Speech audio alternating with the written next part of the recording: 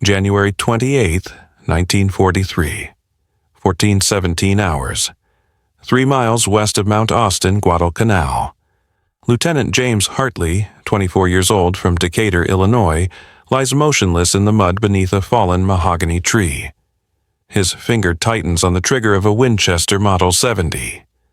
Through his scope, he watches a section of canopy 185 yards away, where, 40 minutes ago, Private Kowalski took a 6.5mm round through the throat, and the men in his platoon call him the Professor. Not because he's a trained sniper, he's not.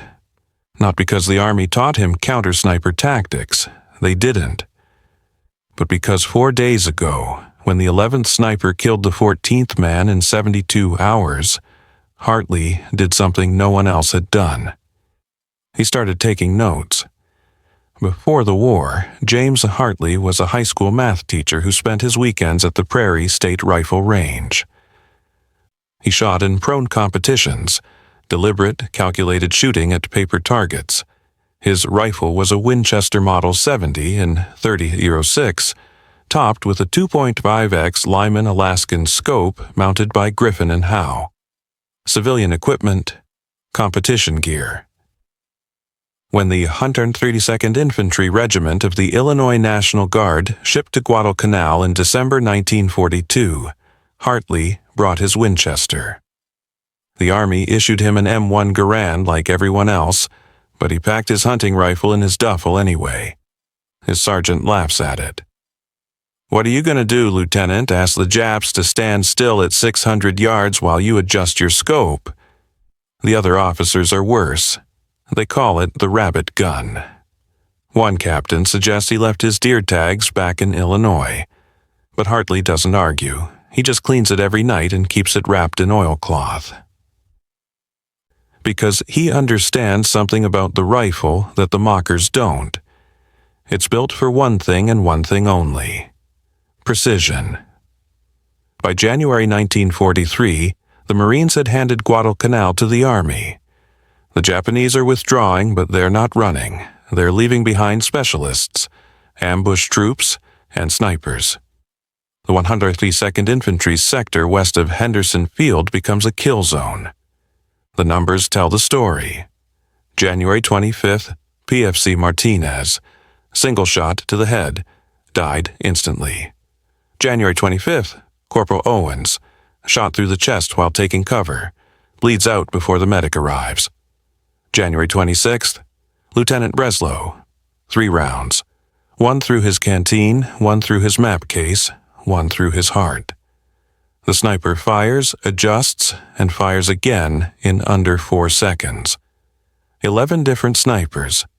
14 men died, 72 hours. The enemy isn't random, they're professional. Each one selects a tree 20 to 40 feet up. They tie themselves to the trunk with rope so they won't fall if wounded. They wrap their rifles in mosquito netting covered in palm fronds. They carry rice balls and water for 3 days, and they wait.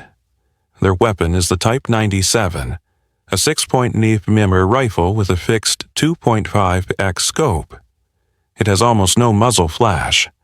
The bullet sounds like a stick snapping. By the time you hear it, someone is already dead. The standard American response is suppressing fire. Rake the trees with .30 caliber machine guns until something falls. But ammunition is limited, and the snipers adapt. They move after every kill. On January 28th, Hartley's platoon was assigned to block a Japanese retreat route. Within an hour, Kowalski is hit. Within 2 hours, the platoon is pinned down. Within 3 hours, Hartley makes a decision. He's going hunting. Hartley crawls backward from his platoon's position. The mud is black and smells like rot.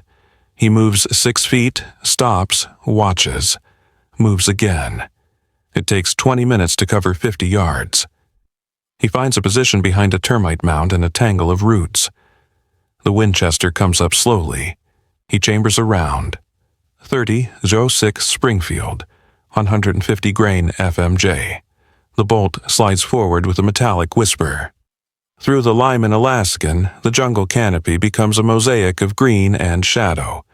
He scans methodically, left to right, top to bottom, looking for patterns that don't belong. There, 200 yards out, 30 feet up, a clump of palm fronds that doesn't move with the wind. Hartley watches it for 11 minutes. His pulse slows. His breathing deepens. The crosshair drifts. Then the clump shifts, just an inch. And Hartley sees it, the dark circle of a rifle scope catching light. He exhales halfway and holds it. The Model 70's trigger breaks clean at 3 pounds. Through the scope, Hartley sees the fronds explode.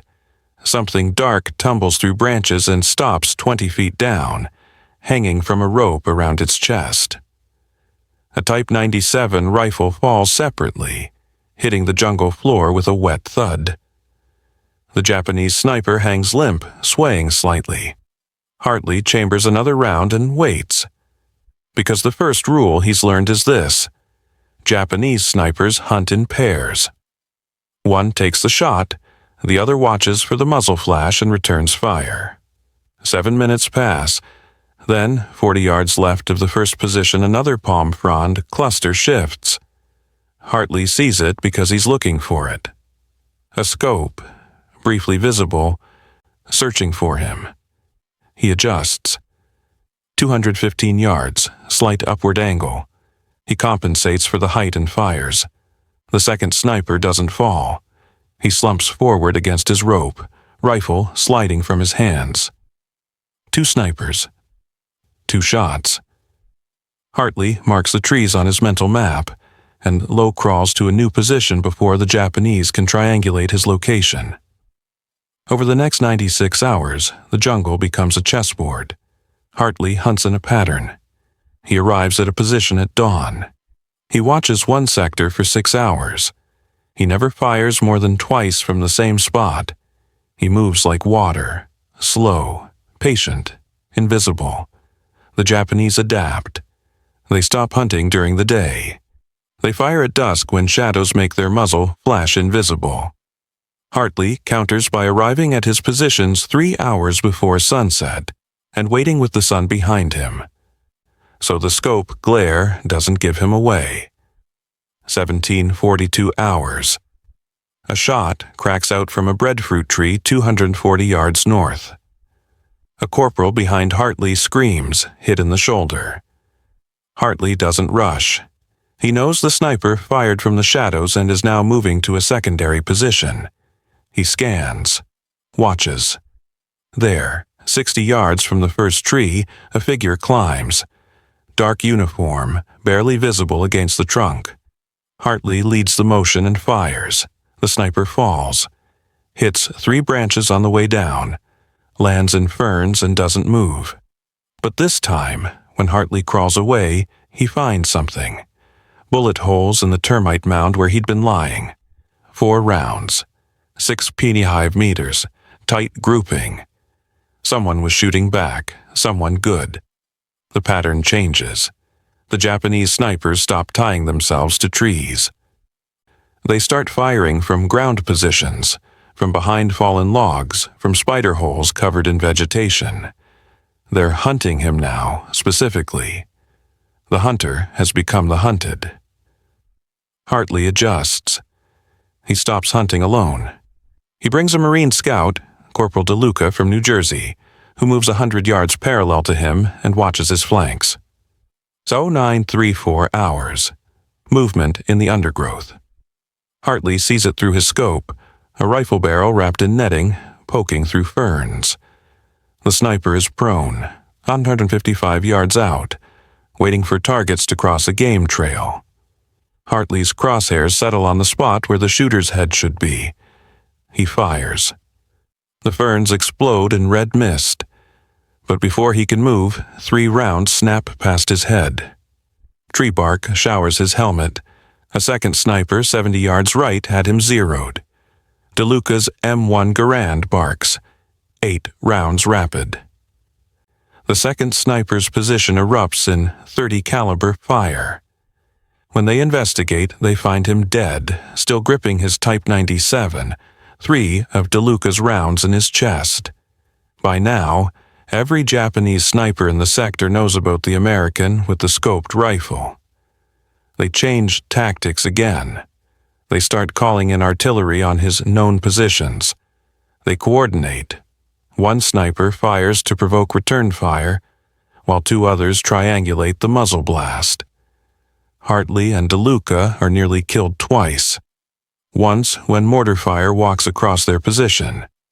Once when they realize they're being flanked by a 3-man sniper team working in concert.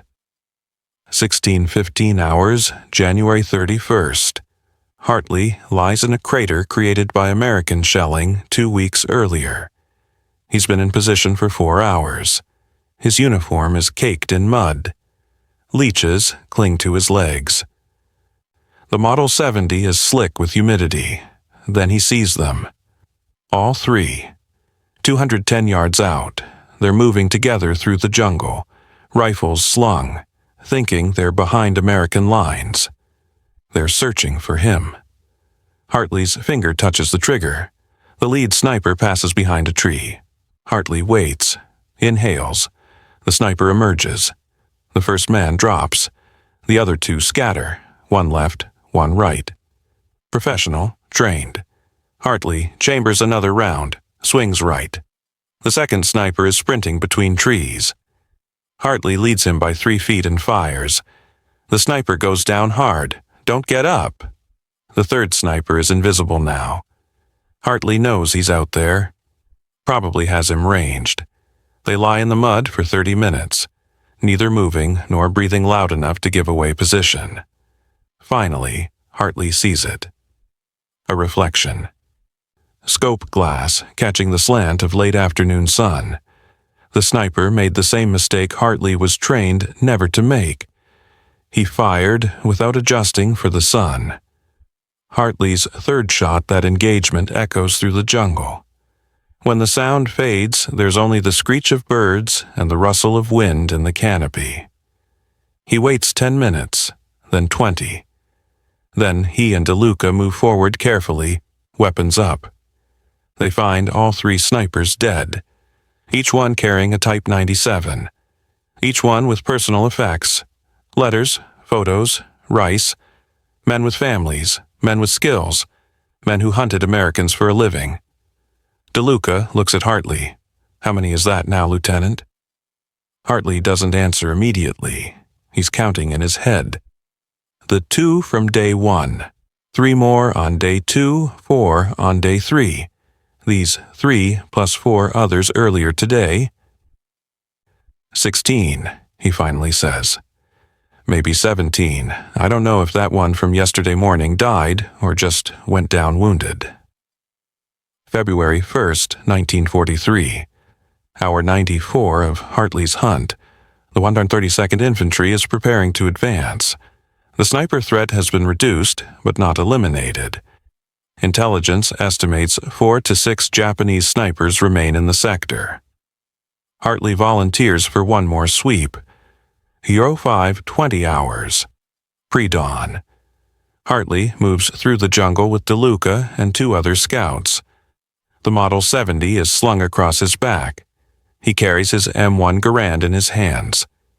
This isn't sniping. This is clearing. They move through the sector where his platoon first got pinned down 4 days ago. The trees are scarred with bullet holes. Shell casings litter the mud. Blood, American and Japanese, stains the roots. Then DeLuca freezes, hand up. Everyone stops. He points. 30 feet up a palm tree, barely visible in the gray light before dawn, a sniper. Already in position. Rifles aimed down at the trail they were about to cross. If they'd moved 5 seconds earlier, DeLuca would be dead. Hartley unslings the Model 70. The scope is fogged from humidity. He wipes it with his sleeve, chambers around. The sniper above them doesn't move. I haven't seen them yet. The shot is 40 yards straight up. Hartley aims for center mass and fires. The sniper drops like a stone, hits 2 branches, and lands 10 feet from where they're standing. He's young, maybe 19. His Type 97 lands next to him, scope shattered. Before they can move, gunfire erupts from 2 positions. The Japanese snipers were working as a team. The one in the tree was bait. The others were covering him from ground positions. The firefight lasts 4 minutes. DeLuca and the scouts return fire with their M1s. Hartley works the Model 70's bolt, firing at muzzle flashes, not bothering with careful aim. Just suppression. When it's over, they count 4 more dead Japanese. 2 snipers, 2 infantry providing security. Hartley's hands are shaking now, not from fear, from exhaustion.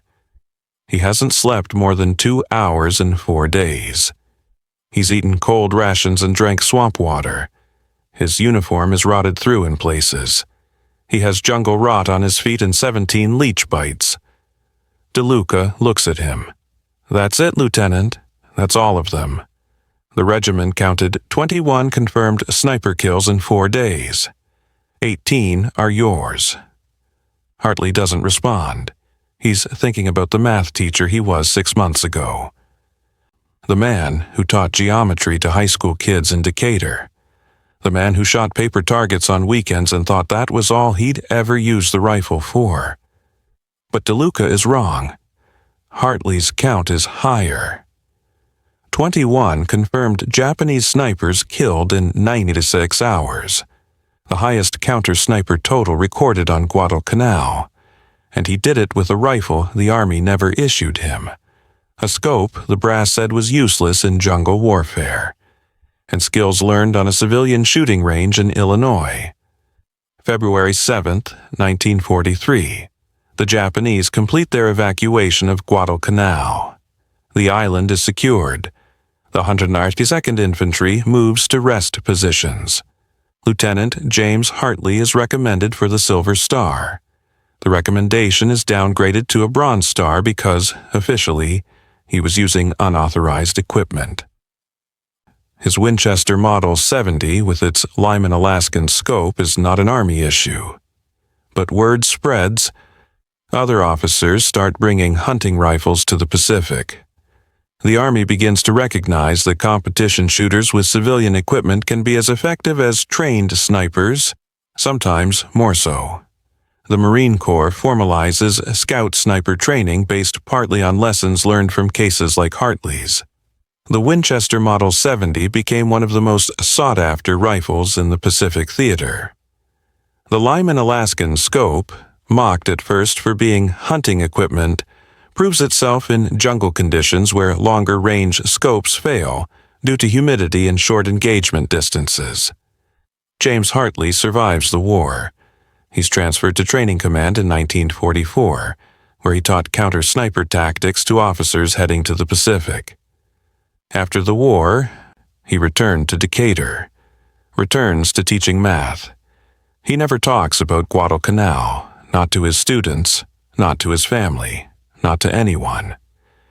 In 1989, a military historian researching the 192nd Infantry discovered Hartley's after-action reports in the National Archives.